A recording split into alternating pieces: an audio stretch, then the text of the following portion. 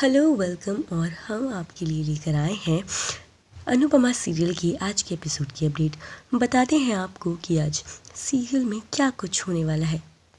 आज के एपिसोड की शुरुआत होगी जहां पर अनुपमा पाखी का सपोर्ट लेते हुए सबके सामने वनराज को समझाती है। वो कहती है कि ऐसा क्यों होता है कि जब बच्चा मेडल लेकर आए, कुछ अच्छा काम करे तो तारीफ पापा के हिस्से, और अगर वही बच्चा कुछ गलत करे तो माँ के सर उसका दोष मढ़ दिया जाता है। आपने तोशु और पाखी को हमेशा अपना कहा और समर को मेरा, और आज पाखी ने थोड़ी सी गलती क्या कर दिया, आपने उसे भी मेरा कह दिया। इतने में काव्या बीच में बोलने लगती है और अनुपमा उसको चिल्लाते हुए कहती है कि मैं अपने बच्चों के पिता से बात कर रही हूँ, तुम्हारा बीच में बोलने का कोई हक नहीं। काव्या चुप हो जाती है। अनुपमा अपनी बात को जारी रखते हुए वनराज को बहुत कुछ बताती है और कहती है, वो कहती है कि अगर उसने कोई गलती करी थी तो उसे सबके सामने नहीं, अकेले में समझाना था। वो इस वक्त परेशान है, नहीं तो आज तक, हाँ उसने मुझे कभी कभी कुछ कहा है, लेकिन आपको या घर के किसी भी परिवार के सदस्य को कुछ बोला? काव्या, तुम 8 साल से इस घर में आ रही हो, उसने तुम्हारे साथ बदतमीजी करी, वो दुखी है। हमारा दुख आंसू बन के निकलता है और बच्चों का गुस्सा बनकर। वो बस परेशान है और दुखी है, और इसलिए उससे ये सब हो गया जो उसने किया। लेकिन इसका मतलब ये नहीं कि सारी गलती उसी की मर दी जाएगी और उसको ऐसे सुनाया जाएगा। आप तो उससे बहुत प्यार करते हो और उसके लिए किसी सुपर हीरो से कम नहीं। उसको इस तरह से बोलना सही था। वनराज को अनुपमा की बात सही लगती है और उसे अपने किए पे बहुत पछतावा होता है।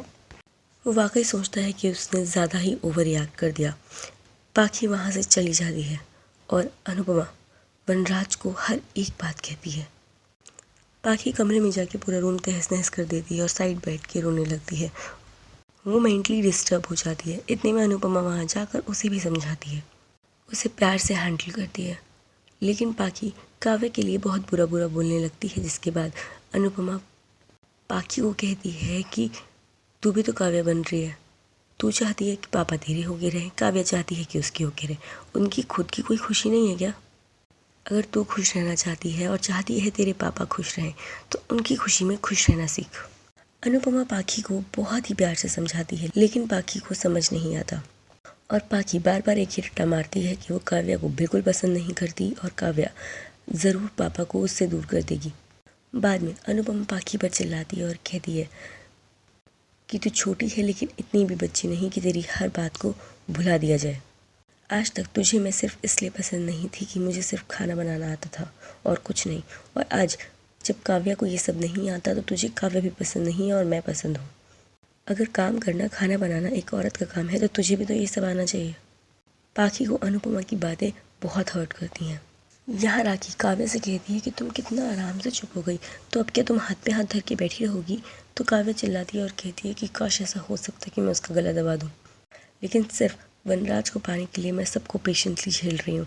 एक बारी जैसे तैसे वनराज मेरा हो जाए, मैं सबको बाद में अच्छे से देख लूँगी और अपना बदला लूँगी। वह अनुपमा आ जाती है, लेकिन वो बात नहीं सुन पाती। यहाँ पर सभी को अनुपमा बताती है कि उसने पाखी को समझाने की कोशिश करी, अब उसे कितना समझ में आया वो ये नहीं जानती। और यहीं पे आज के एपिसोड का हो जाता है दी एंड।